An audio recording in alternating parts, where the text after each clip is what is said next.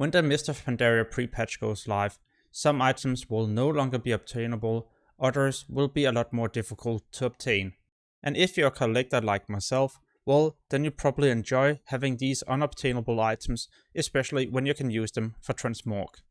What I've done myself is to head to the zone Tirisfal Glades, where I'm farming the dungeon Scarlet Monastery.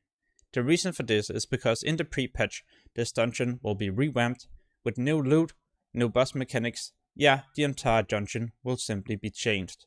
So what I've done myself is simply to try to collect all the different transmog items I can get, including the Tabard of the Scarlet Crusade.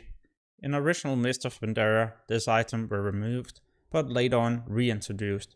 But the reason why it got a lot more difficult to obtain was simply because all of these ads spawning right here were also the ones having a high chance to drop the Tabard.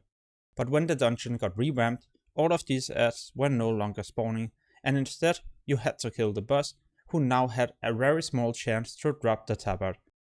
On my third run, I was lucky enough to get it. The good thing is that I also noticed it was added to my appearance tab, or well, now being able to be transmogged on all my characters on my account. And the funny thing is that on this run, I even managed to get 2 of these Tabards, so yeah, the drop chance is definitely not low.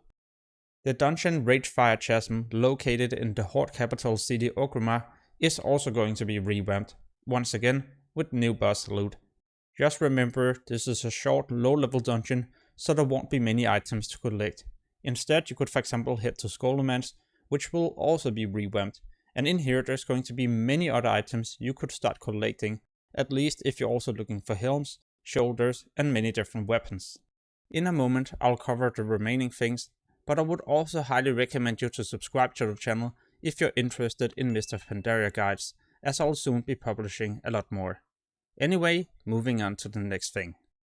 In the pre-patch, Quartermasters will no longer sell any head enchants, and the ones you have in your bags will simply be destroyed or will no longer working. So what I've done is to enchant all my heirloom helms in Cataclysm with these enchants. As long as you make sure you do it before this pre-patch, well, then they will also be working once Mists of Pandaria goes live. In other words, if you're going to level up a monk, then this head enchant will also increase your character's performance by a high amount at low level, and this will for example increase your leveling speed. As of right now, the Midsummer Fire Festival is currently active, and you can do the random dungeon every single day for your bag.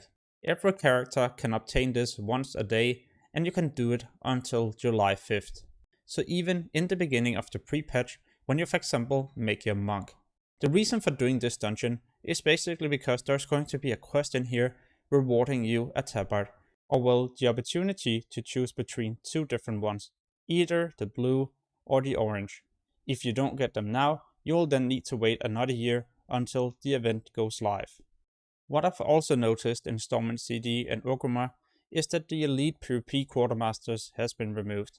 So if you manage to reach 2200 rating in Cataclysm and before the season ended, well, then you can still head here and purchase the different items until the pre-patch arrives. And yeah, some of these items are honestly pretty badass, especially because you'll never ever be able to get these transmog items again. What I would also like to highlight is that by July 2nd you will be able to sign up for new scenarios. This will only be available for a short time, and if you complete it as Alliance, you will at the end be rewarded with a Tabard that has a unique effect, where you can spawn yourself a flag. Pretty nice in my opinion, and an item you shouldn't miss. As a Horde player, you will get a toy where you're spawning a small explosion. So what you could do is to collect both of these items if you for example have a Horde and an Alliance.